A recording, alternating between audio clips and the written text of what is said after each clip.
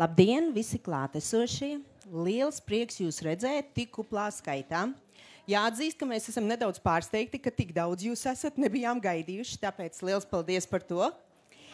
Sākam nākamo sarunu, ko rīko Latvijas UDHS biedrība festivāla Lampas ietveros par uzmanības deficītu un hiperaktivitātes sindromu jeb traucējumiem.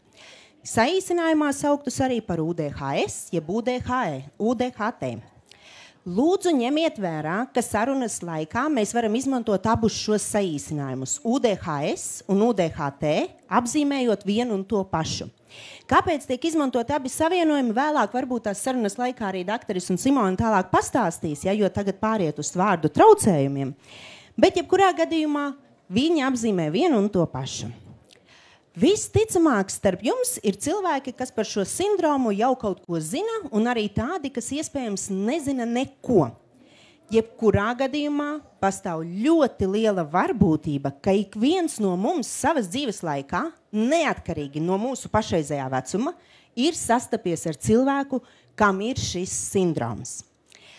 Lai arī agrīni par šo sindromu sāka runāt jau pašā 20. gadsimta sākumā, diemžēl jāatzīst, ka sabiedrība un arī starp speciālistiem un veselības aprūpes speciālistiem joprojām pastāv dažādi pieņēmumi un stigmas un stereotipi par šo sindromu. Tad no šīs diskusijas laikā mēs vēlamies iepazīstināt jūs ar pāris no šiem pieņēmumiem, jeb apgalvojumiem, jeb stigmām, pārunāt tos ar klātesošajiem, kas atrodas uz skatuves, un arī lūgt jūsu viedokli, kas jūs esat šeit klausītāju zonā. Bez tālākas vilcināšanās iepazīstināšu ar cilvēkiem, kas atrodas uz skatuves. Sāksi? Vēl kaut kur, es varu turpināt, laikam, ja? Sāksim ar dakteri Nikitu Bezborodovu. Pieļauju, jūs daudz esat dzirdējuši šo vārdu pagājušā gada Lampas festivāla ietvaros. Redz, tāpēc jau šeit ir tik daudz cilvēku, ja? Redz, mēs pareizo cilvēku izvēlējamies, kam jābūt uz skatuves.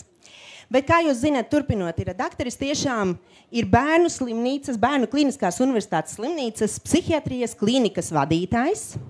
Cilvēks, kurš ikdienā nodarbojas ar diagnostiku un ārstēšanu UDHS. Cilvēks, kurš nepārtraukti piedalās dažādos pasākumos, radio, televīzijā, raksta žurnālos, piedalās atsaucas uz intervijām, lai stāstītu par dažādiem traucējumiem un par bērnu mentālo veselību kopumā. Ir arī Pusaudžu resursu centra attīstības vadītājs un Rīgas Tradiņu universitātes docētājs. Es domāju, ka ir vēl visādas lietas, bet pašlaik pietiks sākumam ar šo. Parasti pietiek ar bērnu psihiatrs, tas jau... Mēs tā kā vairāk. Tā, turpinam tālāk. Mums uz skatuves ir Simona Raize, UDHS coach, strādā ar bērniem un pieaugušajiem, kuriem ir UDHS, vada vecāku atbalsta grupu un sadarbojas ar izglītības iestādēm, lai palīdzētu radīt ar vien iekļaujošāku vidi skolās. Jā. Dana Skara, psiholoģe, kas veido zinātnē balstītu saturu par UDHS savā Facebook un Instagram profilā, piedalās dažādos pētījumos, ir autori un līdzautore dažādām publikācijām, un tuvākajā laikā plāno uzsākt arī darbu un atbalstu sniegt cilvēkiem, kuriem ir UDHS.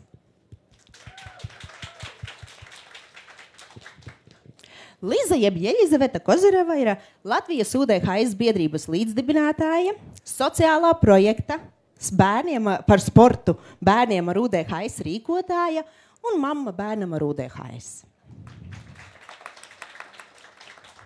Artis Bērskalns ir mazais uzņēmējs, vecāks un Latvijas UDHS biedrības biedrs. Un ļoti nopietns. Margarita Smirnova neatrodas šeit uz skatuves, bet ja jūs pagrieztu galvu atpakaļ, vai vismaz tur ir tāds zili krēsli, un viņa māja, viņa nav ļoti gara, bet viņa atrodas tur, un es vēlāk izstāstīšu, kas tur notiksies. Bet viņa ir Latvijas UDHS biedrības biedrs, mamma bērnam ar UDHS, un šodien arī mūsu radošās daļas vadītāji, bet par to drusku vēlāk. Tagad ir mana kārta.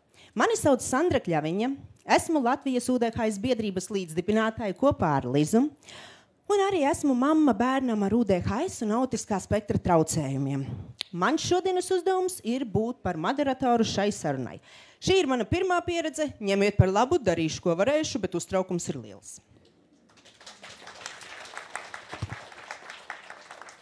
Vēl vēlētos iepazīstināt nedaudz arī ar pašu biedrību, kas organizē šo. Tā ir Latvijas UDHS biedrība, kas tika dibināta tikai pagājušā gada novembrī, un tā ir brīvprātīga personu apvienība, kuras mērķis ir izglītot un informēt sabiedrību un aktualizēt visus jautājumus un problēmas, kas skar tieši cilvēkus ar UDHS, gan bērnus, gan pieaugušos, jo visi bērni kādreiz kļūst par pieaugušajiem ar UDHS. Un UDHS nebūtu nevienmēr pazūd vai izzūd pēc tam pieaugušajā vecumā. Jā, pazīmes mazinās ir gadījumi, bet ir arī tādi gadījumi, kur tomēr viņi paliek. Un tādējādi arī mūsu uzdevums ir veicināt šo iekļaujošo vidi, un tas ir, lai jūs arī saprastu, mēs esam šeit tikai tie, kas ir biedrībā un daram, ko varam, mūsu iespēju robežos. Un šodienas diskusija ir viena no tām, kur mēs vēlamies aktualizēt šo tēmu par UDHS. Tāpēc aicinam ikvienu interesantu uzdot jums interesējošo jautājumu, uzrakstot to uz papīra. Tajā vietā, kur Margarita mājas, skatuves aizmugurē, tur ir pieejami papīri, kastīte un pildspalva, tur varat uzrakstīt un ielikt jautājumu. Ja mums paliks laiks, dažus jautājumus apskatīsim diskusijas beigās, bet ja ne, tad jebkurā gadījumā jautājumi paliks biedrības rīcībā un mēģināsim tos atbildēt mūsu Facebook profilā, ja tie būs publiski atbildami. Diskusijas laikā lūksim sniegt arī jūsu viedokli, tādu ātru. Dažiem ir izsniegtas balsošanas kartītes ar zaļu un sarkanu pusi, vēlāk sapratīsiet, kā tas izmantojamas, citi varēs balsot vienkārši paceļot roku. Un tad pēdējā lieta, kam vēlamies vērst uzmanību, vēlreiz atgriežoties pie Margaritas, kāpēc mēs visu laiku sakam uz tajā stūrītī, tajā stūrītī. Tajā stūrītī mēs esam izveidojuši radošo stūrīti, kur ir iespēja cilvēkiem iepazīties ar dažādām mantām. Tās nav visas mantas, kas ir pieejamas, bet tās ir vismaz ieskats, kur var arī bērni un pieaugušie aiziet, pataustīt, paskatīties, izmēģināt. Un Margarita par viņām pastāstīs nedaudz sīkāk. Margarita, es ceru, ka tev jau ir mikrofons un tu vari nedaudz pastāstīt.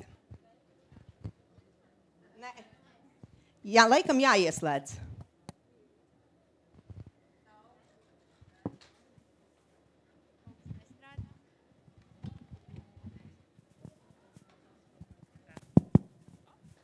Sveiki! Tagad jūs man dzirdat runāšu no skatuves aizmuguras. Kā Sandra minēja, esmu Margarita, esmu māma bērnam ar UDHS. Šī arī man pirmā reize, kad es publiski runāju, tā kā es mazliet uztraucos. Esmu šodien radošās stūrīšu vadītāja. Radošais stūrīs nenozīmē, ka mēs šeit zīmēsim un locīsim lidmašīnas. Te ir apkopots dažādi materiāli un mantas, kas ir paredzētas sensoro vajadzību apmierināšanai, lai varētu palīdzēt bērnam fokusēties un vispār palīdzēt cilvēkiem ikdienā ar UDHS. Kā arī esam apkopojuši lietas, kas var noderēt gan bērnu drošībai, gan bērnam skolā. Tā kā bērni jau šeit nāk, iepazīstās ar visu, es arī aicinu vecākus nākt šeit un prasīt man visas lietas, jo es varu visu sīkāk pastāstīt. Tā kā droši, paldies! Paldies, Margarita! Ko? Kā latvieši saka, ķeramies vērsim pie ragiem un sākam ar pirmo apgalvojumu vai pieņēmumu, un tad mēģinam arī izdiskutēt. Tātad, pirmais jautājums vai pieņēmums ir vienkāršs. UDHS izraisa slikta audzināšana vai slikta disciplīna. Kā jūs domājat? Tie, kas piekrīt, jau var ļoti labi redzēt, vairums ir sarkano, tā tad nepiekrīt. Ja? Tie, kas arī citi, kuriem nav kartiņu, ja nepiekrīt, tad varat droši pacelt rokas.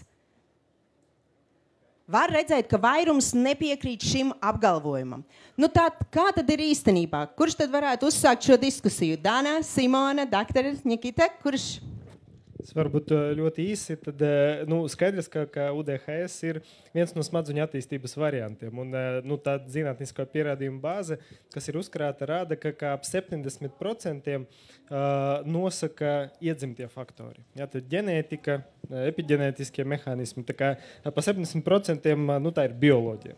Bet ir zināms paradoks. Ja? Tad, protams, ka UDHS neizraisa audzināšanu, skaidrs, tā ir smadzeņu bioloģija, viens no attīstības variantiem, bet, kad mēs skatāmies uz to, kā mēs varam palīdzēt, uz nemedikamentozās palīdzības metodēm, mēs zinām, ka labākie veidi, kā mēs varam palīdzēt, ir palīdzēt vecākiem iegūt papildus prasmes audzināšanai. Jo tas veids, kā mēs trenējam vadības funkcijas, un UDHS ir vadības funkciju attīstības traucējumi, tas ir caur audzināšanas prizmu. Tā kā es nepiekrītu šim apgalvojumam, bet ir neliels knifs. Jā.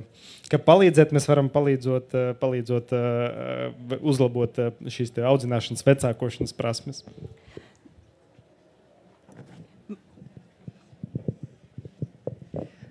Es nedaudz pie šī piekomentēšu. Droši vien tas iemesls būtu jāsaprot, kādēļ vispār nonāk pie šī apgalvojuma. Un tipiski tad, kad redz šos bērnus un nezina neko par viņiem, ne par vecākiem, bet, piemēram, bērnu laukumiņā vai izglītības vidē, tad izskatās, ka šie bērni ir neaudzināti, jo viņi nesako līdzi norādēm. Vecāks var atkārtot, vai pedagogs var atkārtot. Bērns veic pēkšņas darbības, neapdomīgas darbības, pat bīstamas. Un tas ir iemesls, kādēļ uzskata, ka šie bērni ir neaudzināti. Bet, jā, kā jau Nikita minēja, tad tas ir vairāk saistīts ar to, kā attīstās smadzenes un kā bērni seko līdz šīm norādēm. Un sākotnē, protams, kad gan pedagogi, gan pieaugušie cenšas izmantot tādas vispārējas pieejas, kas, protams, ir jāizmanto, bet ir jāsaprot arī, kāpēc bērns šādā veidā rīkojas. Un ja saprot, ka tur apakšā bāze ir UDHS, tad arī var saprast, kāpēc, piemēram, intensīvā kaut kādas pieejas ir jāizmanto. Nevis jānolaiž rokas vai jāsaka, ka šis bērns ir vienkārši izlaists vai jāsūt kaut kur uz citu skolu vai vispārībā nav jālaiž publikā un tam līdzīgi. Jā. Ja, viena teikumiņa. Es zinu, ka daudzi vecāki, kuriem ir bērni ar UDHS, brīžiem jūtās kā slikti vecāki. Un es domāju, ka arī tas, kas uzrādās pētījumos, ir šī saistība, kad ir, kā saka, varbūt neatbilstoša audzināšana vai striktāks audzināšanas veids saistīts ar UDHS, bet tas, kas parādās tieši cēloņos, ir tas, ka drīzāk bērni ar savu uzvedību un ar to, kādi viņi ir un vecāki, kuriem nav pareizi mehānismi, kā šo uzmanību vadīt, kļūst nesavaldīgāki, impulsīvāki, viņiem pietrūkst resursu, pietrūkst atbalsta, arī šī ģenētika, vai neņemot vērā, kad ļoti bieži arī vecāki būs vecāki ar UDHS, kuriem ir savas impulsu un emociju regulācijas grūtības, kad tam visam saslēdzoties kopā kaut kāda saistība ir, bet tas noteikti nav fakts, kas izraisa, bet tieši tā pastiprina. Bet, starp citu, tā sajūta, kas ir vecākiem, ar ko viņi ļoti bieži atnāk, viņi jau rodas daļai arī tāpēc, ka viņi to regulāri dzird. Viņi to dzird uz ielas, viņi to dzird skolā, ja, tad audziniet savu bērnu labāk. Ja, tad, protams, ka šīs te izpratnes kopumā sabiedrība viņam uzlabojas pakāpeniski, bet viņus joprojām trūkst. Bet runājot par to audzināšanu, tad tas, ko es noteikti gribu pateikt, ir, ka audzināt bērnu jau vispār ir grūti. Ja, tad, un ideāla vecāka nav, ja, tad ir good enough, ja pietiekoši labs vecāks. Problēma ir tāda, ka, lai labi audzināt bērnu, kuram ir UDHS, smadzeņu attīstības variants, nepietiek ar good enough. Jābūt vēl labākam, ir nepieciešams supervaronim vecākam, vai ne? Jā, jābūt super vecākam, un es, kad redzu vecākus, kas audzina bērnus ar UDHS, un kuriem tas vairāk vai mazāk veiksmīgi sanāk, es vienmēr gribu noņemt cepuri un tad visādā veidā pateikties viņam. Es domāju, doktor, paldies, aplausi par šo, jo jūs nevarat pat iedomāties, cik tas daudz nozīmē dzirdēt vecākam, kuram ir bērns ar UDHS, jo tā kā jūs teicāt, tipiski, ko dzird pirmskolās vai skolās, ir tiešām šeit jau trūks tikai doktora Bērziņam. Viņam iedodiet uz vasaru, mēs pāraudzināsim kādiem, ja šeit trūks stingrās rokas, ja? Vai vienkārši vēl ir tādi tipiski, ko dzird vecāki, ir kāds uzmanības deficīts, pievērsiet vairāk uzmanību savam bērnam, spēlējieties vairāk ar savu bērnu un nebūs jums nekāda deficīta. Tikai realitāte ir cita, šie vecāki īstenībā pievērš uzmanību reizēm vēl vairāk nekā neirotipisko bērnu vecāki. Mēs aizskarām arī tēmu tieši par to, kā tas ir un kā tas ir diagnosticēts, un šeit ir nākamā lieta un nākamais jautājums, ko vēlamies uzdot, ir vai UDHS tiek diagnosticēts pārāk bieži? Tie, kas domā, ka jā, lūdzu paceļiet zaļo kartiņu un roku. Vai jā, tiem, kam ir kartiņas, tie var likt? Un tie, kas domā, ka jā, var pacelt tikai roku. Šeit ir gan jā, gan nē, gan, es domāju, šaubas, gan viens un otrs. Pagaidām, tā kā doktors arī minēja, UDHS sāk parādīties un sabiedrība sāk atpazīt un ir dzirdējusi par šādu sindromu, jeb traucējumiem. Bet no vienas puses tas ir ļoti labi. Mēs mācamies, mēs apgūstam, mēs kļūstam informētāki un izglītotāki. Mēs apzināmies, kā mēs varam palīdzēt šiem cilvēkiem, kuriem ir šis sindroms. Bet ir otra puse, pašlaik tā negatīvā puse, ka aizvien vairāk sāk parādīties tādi izteicieni, ka šī jau ir modes lieta. Nu, tas jau nav nekāds īsts sindroms. Mūsu laikā tā nebija, tīpaši vecāka gada gājuma cilvēki saka, tā ir tikai modes lieta. Dana, doktori, klātesošie, kāds ir jūsu komentārs par šo? Modes lieta, jeb tomēr nav modes lieta? Es domāju, ka no sākuma tiešām tā var šķist, jo pirms gadiem 20 droši vien neviens vispār šādu burtu kombināciju nezināja. Nu, vismaz apkārt es pieļauju, ka doktors Bezbrodovs zināja, bet es tiešām nezināju. Un, tas tikai parāda to, ka izpratne par lietām veicina arī viņu atpazīšanu. Šeit varbūt piemēram varu minēt, mēs visi zinām brūnos lāčus dabā, vai ne? Un tad ir pēkšņi viens biologs, nezinu, kā viņu sauc, kas pēta dzīvniekus, ja? Kurš pamana, ka ir lāči, kuri grupējās vienā grupā, un viņiem ir nedaudz šķirkaināka spalva nekā tiem parastajiem brūniem lāčiem. Viņš viņus klasificē un nosauc kā jaunu sugu, apraksta, izplata aprakstus, bildes citiem speciālistiem, un arī viņi sāk pamanīt citur pasaulē šādus individus un sāk piefiksēt. Un tad mēs sakam, kopš 2023. gada pēkšņi ir parādījušies brūnie lāči, kuriem ir tādi čirkaini spalvi, droši vien kaut kas ar dabu nav kārtībā vai nezinu. Bet patiesībā viņi visu laiku ir skaitīti klāt pie brūniem lāčiem, jo neviens nav iedomājies, ka tā čirkainā spalve ar kaut ko atšķir viņus. Un es domāju, ka bērni ar UDHS ļoti ilgstoši ir nonākuši tajā pašā neirotipisko bērnu klasifikācijā, bet viņiem ir vienmēr kabināts klāt. Tā ir slikta audzināšana, tā ir izlaidība, tas ir vēl kaut kas. Un tad, kad sākās diagnosticēšana sākumā, tas siets, kuriem izgāja tie bērni cauri, bija tāds, tā kā sēta vai ne, diezgan liela daļa izkrita cauri. Šobrīd mēs šos traucējumus apzināmies un saprotam daudz vairāk, jo 30 gadu laikā ir bijis tik daudz pētījumu, un vēl joprojām tūkstošiem pētījumu, man liekas, UDHS ir pētītākie neiroattīstības traucējumi. Kad izprotot viņus labāk, tas siets, kas izskatījās kā parasts žoks, ir kā caurduris ar maziem caurumiņiem, mazāk bērnu izbirst cauri. Mēs lielāko vairumu atlasam un spējam viņam palīdzēt, nevis vienkārši izlaižam viņus cauri ar piekabi izlaisti vai nepietiekama audzināšana. Es gribu divas lietas pateikt. Viena lieta ir, ka pirms 20 gadiem es iestājos medicīnas augstskolu un nezināju precīzi neko. Jā, tad nemaz neesmu vēl tik vecs. Bet otra lieta ir, ka klāt pie tā faktora, kas jau pieminēts, ir jāsaprot, ka UDHS ir viena no psihiatriskām diagnozēm. Un psihiatriskās diagnozes ir interesantas ar to, ka tie lielā mērā ir sociālie konstrukti. Ko tas nozīmē? Tas nozīmē, ka mēs kā sabiedrība nosakam, kas ir tas, ko mēs sagaidām no cilvēkiem, viņu funkcionēšanas ziņā. Un ja mēs runājam par UDHS, tad mēs zinām, ka cilvēki ar tāda veida smadzenēm ir bijuši vienmēr. Ja, tad tā ir liela mēra bioloģija, bet šīs smadzenes nevienmēr bijušas traucējošas kaut kādā ziņā. Ja, tad, ja tu dzīvo senajā Grieķijā un tev ir UDHS smadzeņu attīstības variants, tev grūti koncentrēties ilgstoši, tu esi impulsīvs, tev grūti nobremzēt savu kustību, motoru uzvedi, motoras izpausmes, ja, emocijas, bet kas, ja tad uz skolu nav jāiet, neviens negaida, ka tu sēdi 40 minūtes, tu vari iet uz palestru, uz džimeņu, tu vari sportot, tu vari piedalīties olimpiskajās spēlēs, tu vari iet armijā, un tev pašam ir grūti strukturēt savu aktivitāti. Armijā tev pasaka arī ļoti rigīdas rāmis, kas jādara, tad tu esi impulsīvs, tas nozīmē, ka tu esi drosmīgs. Varbūt statistiski tu biežāk mirsti kaujā, tāpēc, ka tu esi pārgalvīgs, ja? Bet statistika nav izdomāta. Ja? Tad ir smadzenes, nav problēmas, nav arī diagnozes, un šīs smadzenes kļūst problemātiskas tikai tad, kad parādās, faktiski sabiedrība attīstās, parādās moderna skolu sistēma. Ja? Tad skolas veidojas kā fabrika, 1., 2., 3., 4. klase, un bērni ir apkopoti grupās ne jau pēc tā, cik nobriedusi viņam ir pieres daiva, bet pēc kalendāra vecuma.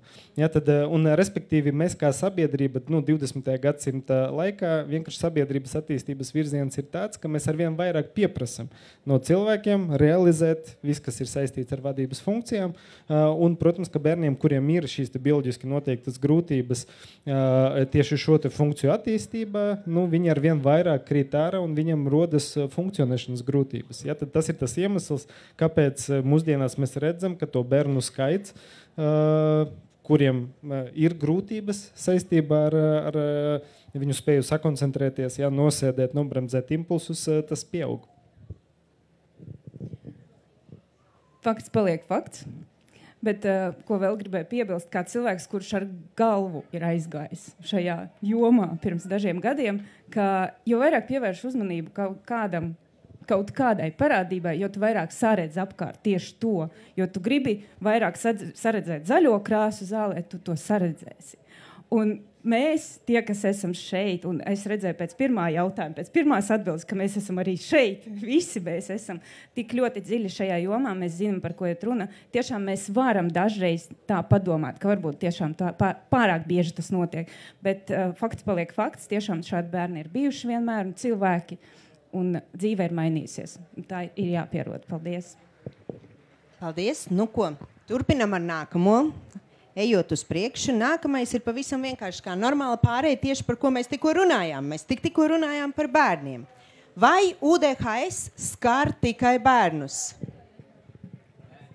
Nē, ir pārliecinošs vairums, un tiešām jūs zināt, ka, un es domāju, to jau varēja saprast no sākuma diskusijas, ka nē, tiešām UDHS neskar tikai bērnus, bet vai šeit varētu pastāstīt vairāk un padziļinātāk? Kurš ir gatavs izteikties? Kāpēc tas neskar bērnus? Kas notiek ar tiem bērniem? Es domāju, ka mums vajag cilvēku ar piedzīvoto pieredzi kaut ko dzirdēt, bet no tādas zinātniskas puses, es domāju, ka tas ir diezgan naivi domāt, ka kaut kas pēkšņi mainās civila likuma noteiktajā kārtībā. 18 gados, tad civila likuma saka, ka tu vairs neesi bērns, tad viss. Jā, viss dzīve ir mainījies. Jā, tad tā, protams, ka nenotiek. Aiziet uz bērnu slimnīcu un izņem čipu, vai ne? Jā. Tavs UDHS čips ir beidzies. Viss, jā. Tad tā gluži nenotiek. Protams, ka mūsu smadzeņu attīstība turpinās, un statistika rāda to, ka no tiem bērniem, kuriem bērnībā ir diagnosticēti uzmanības deficīta un hiperaktivitātes traucējumi, tad kaut kur trešdaļa izaug pilnībā no tā. Ja, tad apmēram 30% pieaugušo vecumu vairs nav nekādas grūtības saistībā ar uzmanības koncentrēšanu, impulsu kontroli. Ja, tad tā kā mazākai daļai 20% ir tāda veca dziesma krievu, каким-то был, таким остался, орел степной, казак лихой. Respektīvi, arī pieaugušo vecumu ir pilns klīnisks sindroms. Ja grūtības nosēdēt, grūtības koncentrēties un tā tālāk.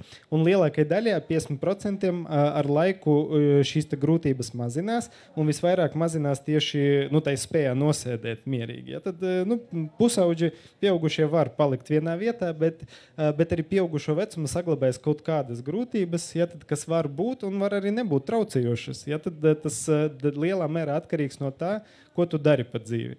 Ja, ar vienu un to pašu smadzeņu organizāciju, ja tavs darbs ir sēdēt un 8 stundas no vietas blenst lielā Excel tabulā, droši vien, ka tev būs grūtības, ja tad to realizēt pieaugušo vecumā. Ja tad tavs darbs ir kaut kāds bišķiņ cits, un tev ir iespēja izmantot savas stiprās puses, jo šeit svarīgi saprast, ka UDHS nepavelti šie gēni saglabājas mūsu visu populācija.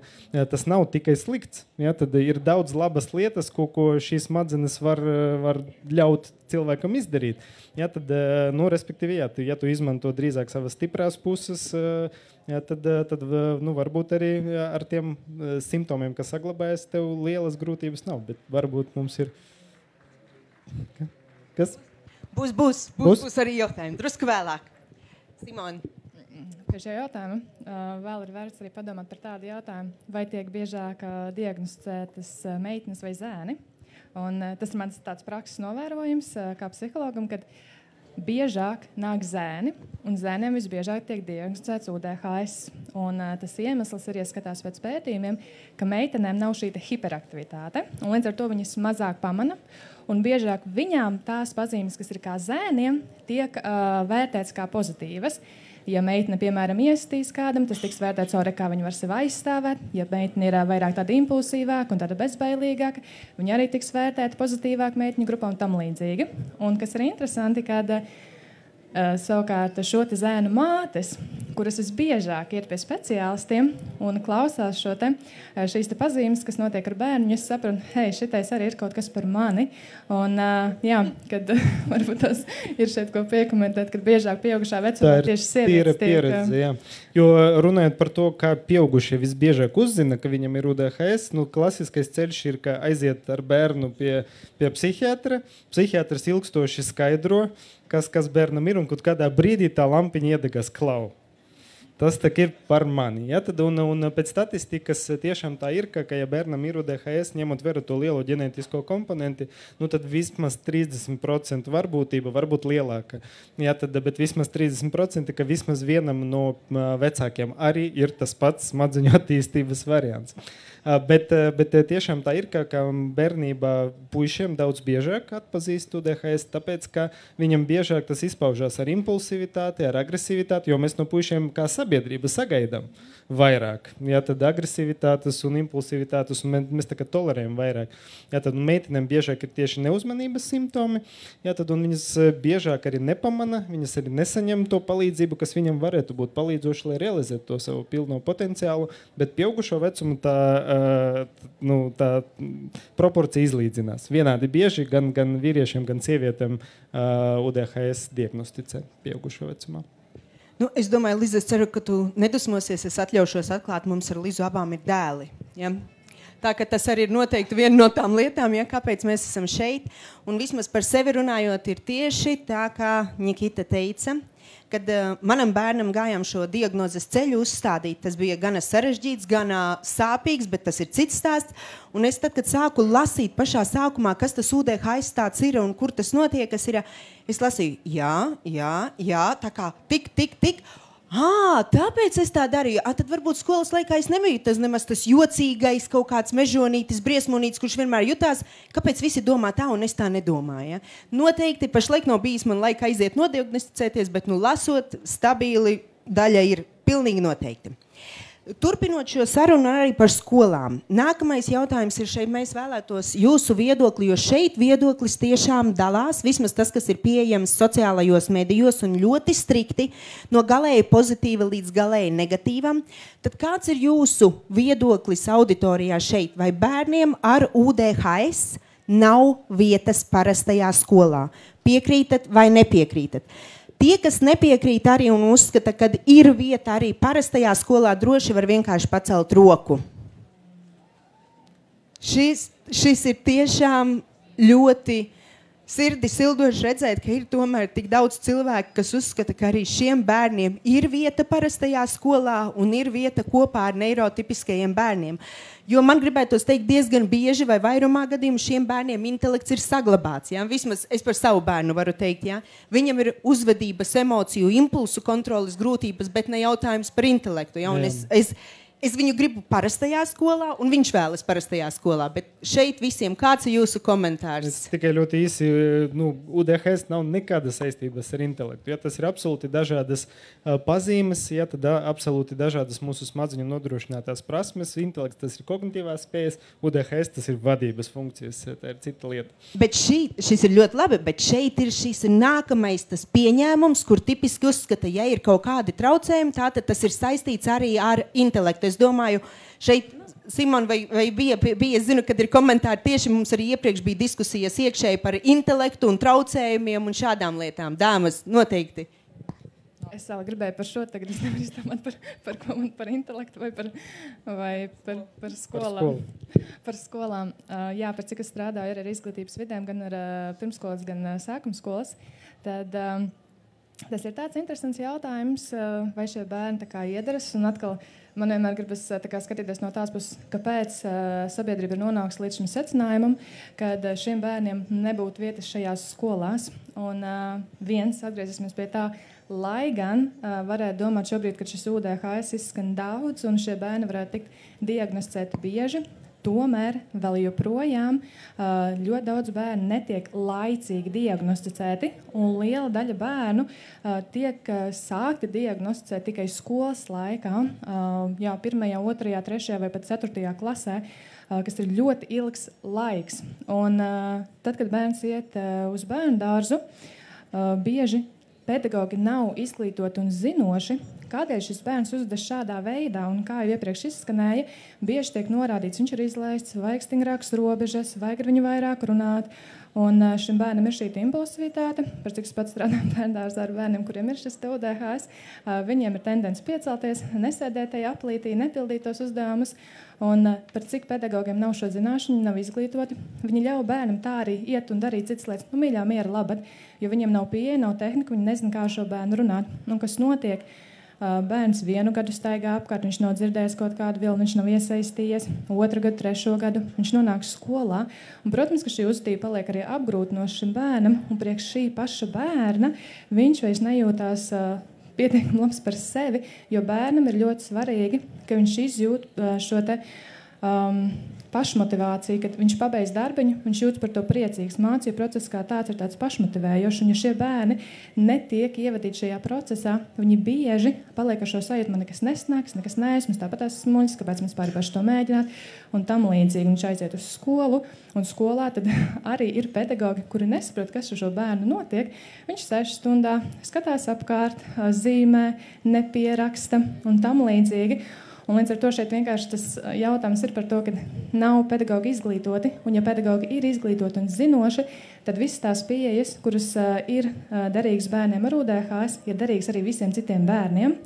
Un, nezinu, vai šeit ir pedagogi, bet es noteikti aicinātu pedagogiem būt vairāk atvērtiem, mācīties šīs pieejas, un arī viņu pašu darba ikdiena būs arī vieglāk, patīkamāka, un arī vairāk izbaudīs. Un tad nebūs tā sajūta, man ar šo bērnu kaut kas ir jādara, viņam šeit nav vieta. Jā. Es paturpināšu par skolām. No manas pieredzes, piedodiet, no manas pieredzes, mans bērns šobrīd mācās 6. klasē, un mēs esam nomainījuši savā dzīvē 3 skolas. 2 valsts skolas un 1 privāto. Uzminiet, kura no viņām bija tā īstā? Neviena. Mums neeksistē tādu īsto vietu, kur visi šie bērni var mierīgi nonākt un tur zina, kā ar viņiem strādāt. Tas ir tikai katra konkrētā bērna darbs. Paldies. Es ļoti īsi varu par šo te no formālas loģikas viedokļa, te ir problēma, te ir vispār ideja. Ja tad viens ir, ka statistiski runājot, vismaz 1 no 20 bērniem ir UDHS, ja tad kur ir to skolu skaits. Bet otra problēma ir tāda, ka bērns ar UDHS, viņam ir grūti koncentrēties, viņš ir impulsīvs, ja tad viņam ļoti augsts enerģijas līmenis. Ja tas risinājums no mūsu puses būtu, viņam visiem jāiet uz speciālo skolu, tur ir mazāka klase ir 10 bērni, bet ja tie 10 bērni ir puiši ar kārtīgu UDHS, tur var būt 4 pieaugušie, tas būs asinspirts vienkārši. Tas pārvērtīsies par asinspirti.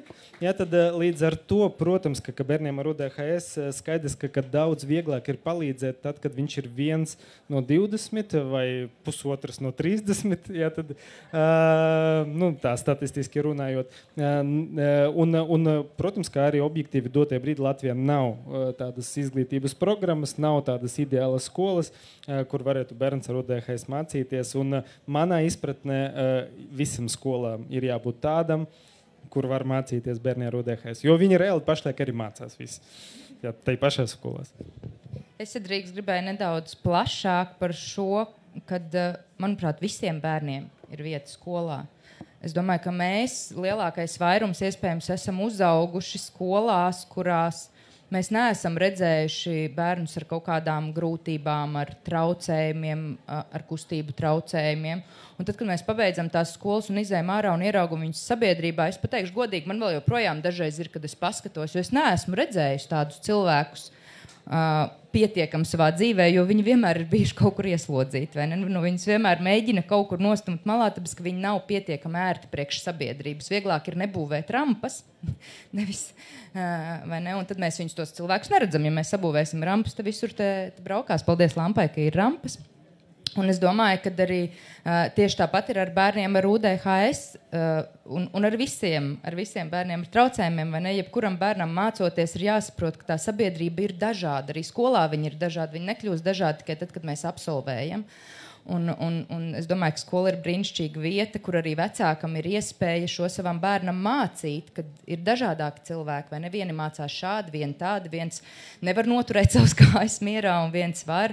Un jā, tur vienkārši ir jārunā, un arī droši vien vairāk tādās audzināšanas stundās par šo jārunā, vai ne? Kad mēs neesam homogēna klase, mēs neesam visi vienādi, mēs esam unikāli. Un UDHS, kā jau iepriekš tika minēts, tas ir vienkārši viens veids, kā attīstās smadzenes, ne sliktāks, bet savādāks.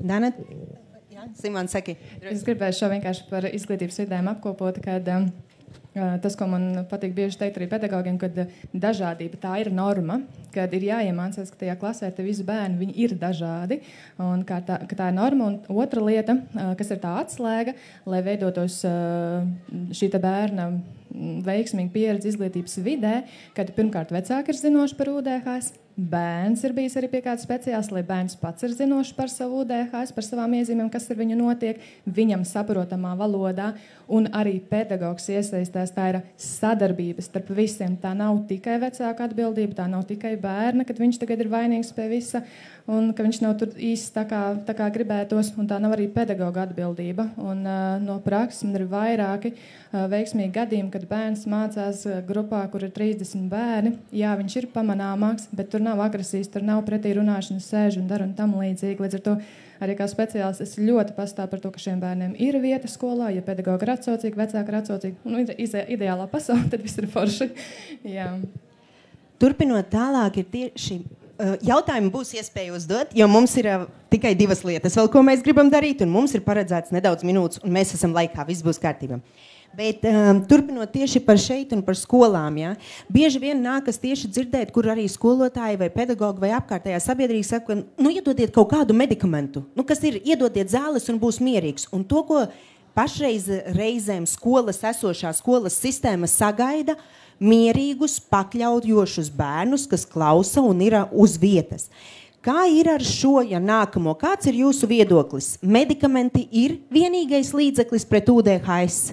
Piekrītat vai nepiekrītat? Lieliski. Nu, šeit tātad, kurš ir gatavs? Nikita, jums, protams, būs jāizsakās kā vienīgajam reālajam speciālistam, kuram ir tiesības izteikties, ja, jo jūs esat ārsts. Ja? Un izrakstīt. Izteikties tiesības ir visiem, izrakstīt tiesības ir tikai man, ja. No klātesošiem. Varbūt tās, Nikita, varam sākt ar jums, jo mums šeit par medikamentiem ir arī man ir jautājums, un es zinu, Liza ir viedoklis, un viņa pastāstīs, bet varbūt varam sākt tiešām, kā ir ar medikamentiem, vai medikamenti tiešām ir vienīgais līdzeklis, kas palīdz UDHS? Nu, skaidrs, ka absolūti ne. Un, ja mēs runājam par ne tikai UDHS, bet visu neirālas attīstības traucējumu, to lielo grupu, mēs zinām, ka tās intervences, tās palīdzības metodes, kas tiešām ir efektīvas un var ilgtermiņā palīdzēt, ja tad attīstīties labāk, ja tad sasniegt to maksimālo sev iespējamo bioloģiski, ja tad determinēto vadības funkciju līmeni, tās intervences ir nemedikamentozās. Ja? Un, protams, ka 2 pamata tie virzieni no vienas puses mums ir jātrenē šīs te prasmes, kas ir apgrūtinātas, ja tad, jo tas ir vienīgais veids, kā mēs apgūstam jebkādas prasmes. Ja tad nevar iemācīties lasīt, nelasot. Ja tad nevar iemācīties, kontrolēt uzvedību, netrenējot, ja tad uzvedības kontroli. Ja, un otra lieta ir, ka funkcionēšanas grūtības rodas tikai kontaktā ar ārējo vidi. Ja? Funkcionēšana nav smadzenēs, funkcionēšana ir tas, kas rodas tad, kad bērns ar konkrētu savu unikālo neirofenotipu nonāk kontaktā ar konkrētu ārējo vidi, un ja bērnam ir grūtības funkcionēt kaut kādu viņa attīstības īpatnību dēļ, mēs varam mainīt vidi. Mēs varam pielāgot vidi un padarīt to labāku, atbilstošāku, lai palīdzētu bērnam funkcionēt labāk. Ja? Līdz ar to tas ir tas, ko mēs darām vienmēr. Ja, tad, un ko mums būtu jādara vienmēr, un daudziem bērniem ar to varētu arī pietikt. Problēma tāda, ka ja mēs nepielāgojam vidi bērna vajadzībām, vienīgais, kas mums atliek, mēs varam mēģināt pielāgot bērnu tās vides vajadzībām, kas nav spējīga, gatava, ja, tad pielāgoties viņam, lai viņš varētu realizēt savu potenciālu. Un šeit atkal, priekš manis laba ziņa ir tāda, ka mēs kaut ko šai virzienā arī varam darīt. Ja mums nepietiek ar to pirmiem manis 2 nosauktiem virzieniem, ar iemaņu trenēšanu un vides pielāgošanu, tad UDHS ir viens no tiem traucējumiem, kur mums ir iespējama absolūti simptomātiska. Tas nozīmē, ka neviens medikaments nemaina smadzeņu attīstību maina treniņš un pedagoģika un mācīšanās, bet mums ir medikamenti, kas var uz brīdi palīdzēt stimulēt šo te prefrontālo garozu un palīdzēt bērnam realizēt vadības funkcijas, kas no viņa tiek sagaidītas, sakoncentrēties, nosēdēt, nobremzēt impulsus. Ja tad beidzas tabletes darbība, bērns atgriezās pie savā absolūti normāla stāvokļa. Ja bet priekš manis, kā priekš ārsta, tā ir laba ziņa, ka arī šāda opcija mums pastāv. Bet tas noteikti nav vienīgais līdzeklis pret UDHT, un tam nevajadzētu būt arī vienīgam risinājumam. Mums vienmēr jāsāk un paralēli ar medikamentozo terapiju jādara tās nemedikamentozās lietas. Liza, es domāju, šeit tev ir ko pastāstīt un teikt, jo tu esi tiešām ļoti dedzīga par sportu, un sports ir viena no lietām, kas palīdz cilvēkiem ar UDHS. Jā, bez vides pielāgošanas un bez tādām pavisam vienkāršām nodarbībām. Jā, mums visi speciālisti, varbūt jūs, Nikita, apstiprināsiet, iesaka sportu. Un fiziskās aktivitātes mērena, fiziskā slodze ikdienā, tas ir tāda top rekomendācija. No jebkura speciālista, kur tu nonāc.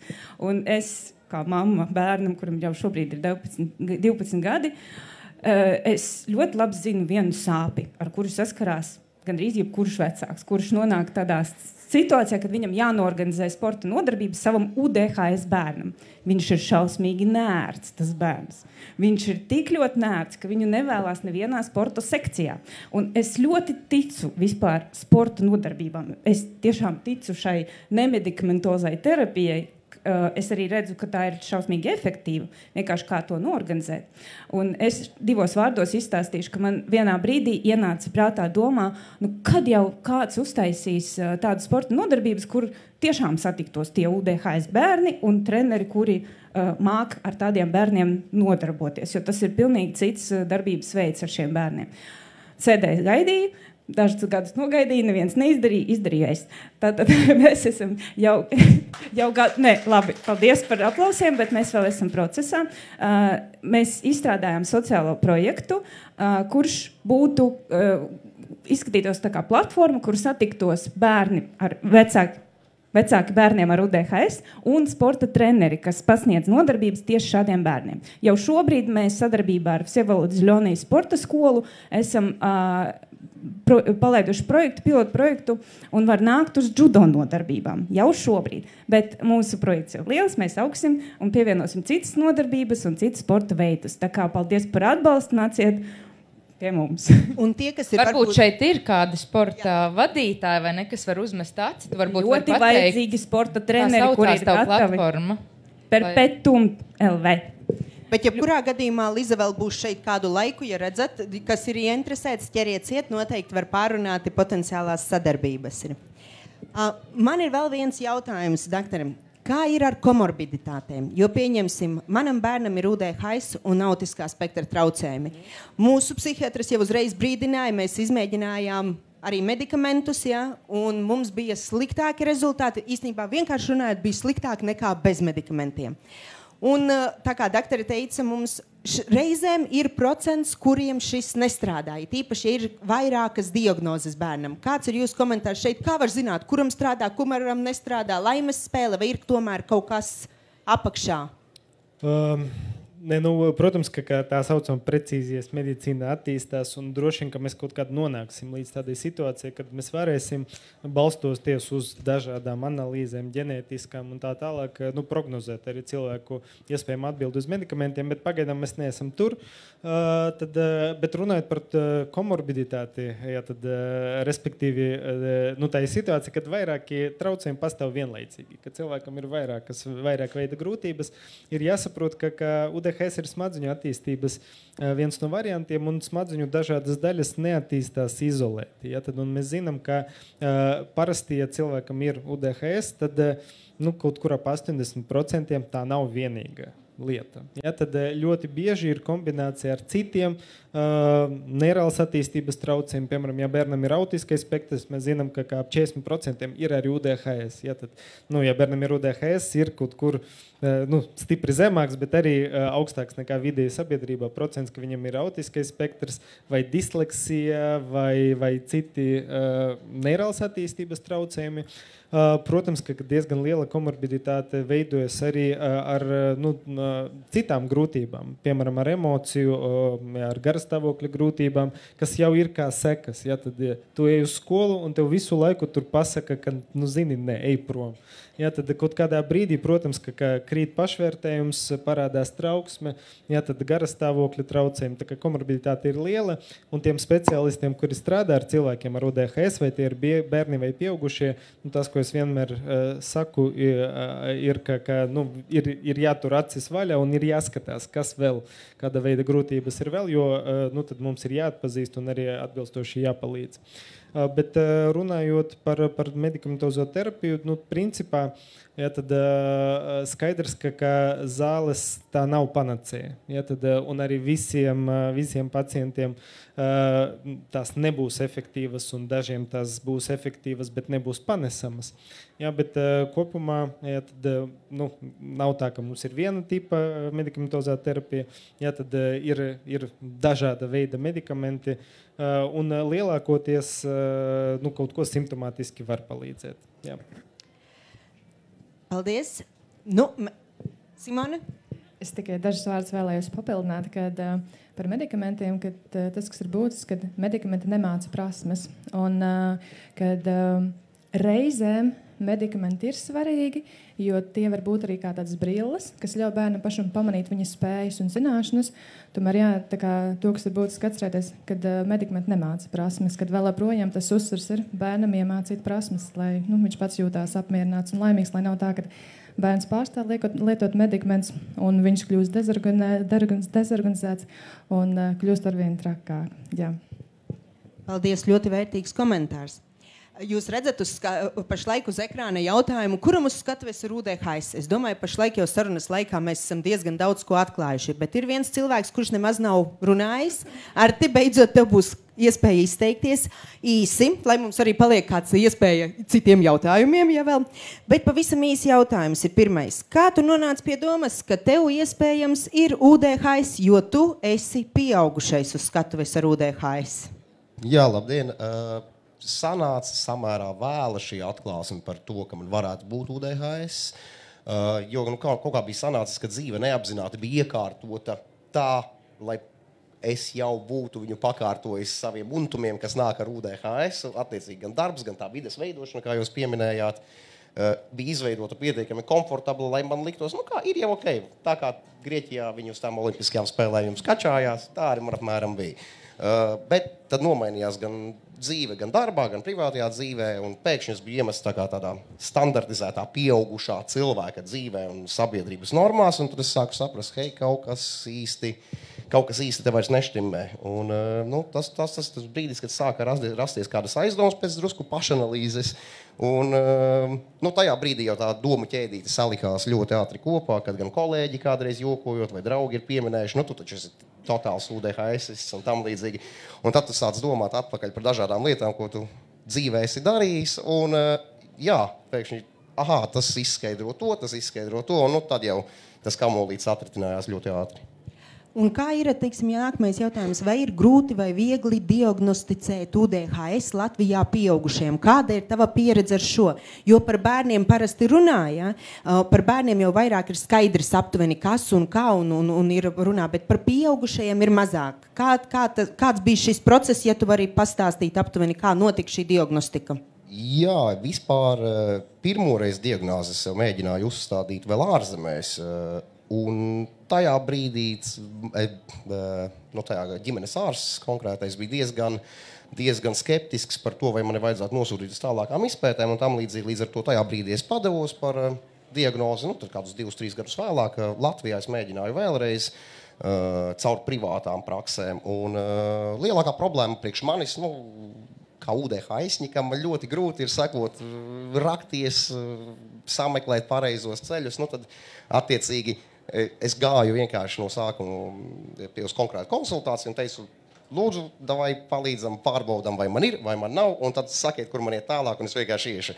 Tas informācijas trūkums viegli uztverams bija diezgan izteikts Latvijā, jo arī, teiksim, ja jūs meklētu googlējot vai vēl sazin, kā tieši par pieaugušiem un UDHS, mums ir ļoti skopa informācija. Nākamais jautājums, ko gribētu noskaidrot, ir, mēs tipiski dzirdam par visām ēnas pusēm, par UDHS. Tikai to, kas ir slikts, tas ir nesenāk, vai tur nedara, vai vēl kaut ko. Kas ir tās lietas pozitīvās, ko tu teiktu, kas ir no UDHS, ko dod pozitīvu tev, kas tavā dzīvē ir? Vismaz ir taču kaut kas? Jā, protams. Es domāju, tas jau atšķirās cilvēkiem pašiem individuāli, bet man konkrēti, es nezinu, es viņu definētu kā tādu ļoti švaku superspēju, kuru tu nevari vadīt. Tā ka viņa tev trāpā virzienā, kur tev vajag, tad ir super. Tev ir kreativitāte, tev ir nestandarta problēmu risinājumi. Tu vari iemācīties super viegli kaut ko vienkārši šķirstot lapas cauri, un tu saproti jau apmēram virspusēji, kas notiks, kā to darīt. Bet tajā pašā laikā, ja būs termiņš, teiksim, studiju darbs, un tev ir jāmācās, un tev negribās, pieņemsim, tajā brīdī tu vari lasīt mācību materiālu 3 reizes pāri, un tad tas nestrādās. Tāpēc priekš manis viņa ir tāda nevadāma superspēja nodibināt. Man liekas, ļoti labs termins, nevadāma superspēja. Šis varētu tikt izmantots vēlāk. Vai tu lieto kādus medikamentus, un vai tu, ja tu lieto, kā tas izmainījās pirms medikamentiem, pēc medikamentiem? Kā ir šis jautājums? Jā, šobrīd konkrēti manā gadījumā es lietoju medikamentus. Pārējo visu dzīvi neesmu neko lietojis, jo, kā es saku, netīšām sanāca izveidot to savu dzīves vidi tādu, kad viņa ļoti labi sadzīvoja tādā labā sinerģijā ar to maniem UDHS untumiņiem, līdz ar to medikamenti ir kaut kas, ar ko es tagad dzīvoju kopā pēdējos 5-6 mēnešus, kaut kā tā varētu būt. Un ir labāk? Manā konkrētajā gadījumā dzīves kvalitāte ir uzlabojusies ļoti, ļoti. Tiešām manā gadījumā es ļoti priecīgs, ka es dabūju šo diagnozi, uzstādīju viņu. Tā nav nekāda superzāle, ja tur tagad pēkšņi tu neesi pilnīgs neirotipiskais, bet tev vismaz ir kaut kāda mentālā enerģija un spēja atpazīt kaut kādas muļķības, ko tu taisies darīt, un mainīt kaut kādus coping mehānismus, kas tev ir uz kaut ko ilgtspējīgāku, nevis uz kaut kādiem tādiem īstermiņa pasākumiem. Arti, noslēgumā vēl viens jautājums. Ko tu teiktu pieaugušajiem, kuri pašlaik ir ceļā vai šaubās vai domā vēl iet diagnosticēt UDHS vai neiet diagnosticēt? Ko tu ieteikti? Ko mainīja tas, ka tu saņēmi šo diagnozi un vai vispār kaut ko tas mainīja? Katrā ziņā, ja jums ir kaut mazākās šaubas un jums tas kaut kādā veidā traucē, pilnīgi noteikti dariet to. Ja kāds vēlas, droši var pienākt pēc sarunas klāt, piemēram, es arī personīgi parunāties, var izstāstīt, kāds viss notika manā gadījumā, bet, kā jūs teicat, dzīves kvalitāte uzlabojusies ir daudzkārtīgi, un es domāju, nekad nav par vēlu kaut ko mēģināt mainīt. Jā, es atvainojos, aizmirsu daļu no jautājuma jau. Kāda bija otra daļa? Jā. Es domāju, pie tā arī varam palikt. Ja kas, viņš teica, kuram ir interesē, var privāti atrast. Paskatieties, tur uz krekla kaut kas virsū rakstīts, brilles kaut kur tepatās gan jau būs. Ja? Mēs noslēdzam diskusiju, un mēs tiešām esam pie diskusijas beigām, un bija pacelta roka, ja? Un es teicu, ka būs kāds jautājums un iespēja. Mums pašlaik ir palikušas 6 minūtes līdz diskusijas mūsu oficiālā laika beigām. Tātad, kuram ir kāds jautājums, kurš ir gatavs, varbūt tās varat uzdot jautājumu, vai ir kāds, kur jā, mikrofons. Nē, šeit bija vīrietis, ja varētu vīrietis pirmais, un es viņam teicu, ka mēs atļausim sarkanu. Ir ok? Tur arī ir. Droši. Tad iedodiet. Ne, to es neredzēju, atvainoju. Pirmā? Jā, droši. Tā, es esmu pieaugušais ar UDHS un ar Asperger sindromu, un es esmu viens no šiem bērniem, ko bērnībā neatpazina nekādā sakarā.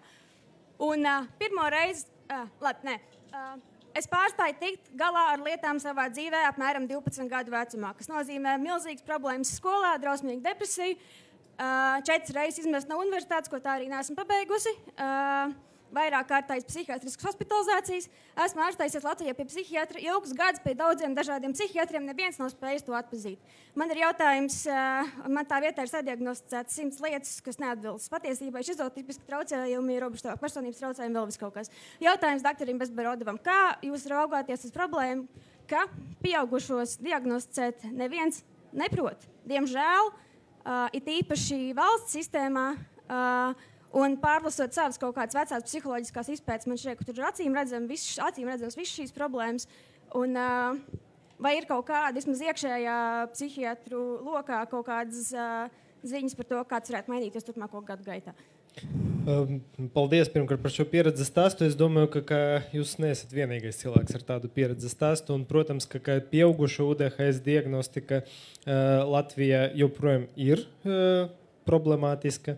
Tam ir vairāki iemesli. Daļa no tiem iemesliem ir tīri strukturāli, jo arī dotajā brīdī, piemēram, ja skatīties uz to klasifikāciju, ko mēs izmantojam, starptautisko slimību klasifikāciju 10. redakciju, UDHS ir ielikts pie bērnības traucējumiem. Un, vēsturiski liela daļa pieaugušo psihiatru, tad, principā šīs diagnozes virziena neskatās nemaz. Viņam nav nekādas zināšanas vai prasmes bijušas iepriekš, jo šī ir bērnu diagnoze, ja uz pieaugušiem tas neatiecās, tas nevar būt pieaugušiem. Ja? Tad tā izpratne, viņa veidojas pakāpeniski. Man ir diezgan lielas cerības. Es domāju, ka visi tie jaunie kolēģi, kas pēdējos gados beidz savas studijas rezidentūrā, kas nonāk darba tirgu, pieaugušo psihiatri tā skaita, ir diezgan labi jau izglītoti. Nākotnē es ceru, ka tas uzlabosies. Pēdējos gados ir notikušas arī diezgan daudz, tīri mūsu profesionāla sabiedrībā, tad iekšējas apmācības konferences, tad runājot arī par medikamentiem, nesen pirmās izvēles medikamentiem Latvija ir oficiāli apstiprināta indikācija lietošanai pieaugušiem. Tā kā process notiek, bet es ticu, ka tā pieredze daudziem pieaugušiem ar UDHS ir diezgan līdzīga, un ne ļoti pozitīva. Jā. Paldies, es vēl gribēju piestarpināt attiecībā uz stimulantu lietošanu, ka man ir tāda pati pieredze, kā tika aprakstīta, kā arī mani autiskā spektra traucējumi, tie ir visu padarījuši sliktāku. Paldies jums liels par atklātību. Tiešām tā ir liela uzdrīkstēšanās un drosme.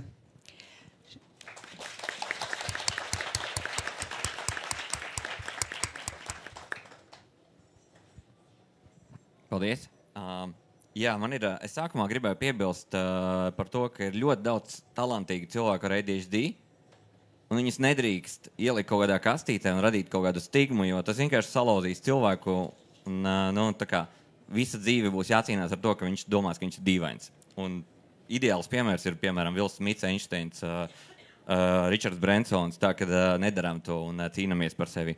Un es piekrītu Artim, ja jums ir aizdomas, cīnieties, ejiet līdz galam. Latvijā, diemžēl, tas process nav sakārtots.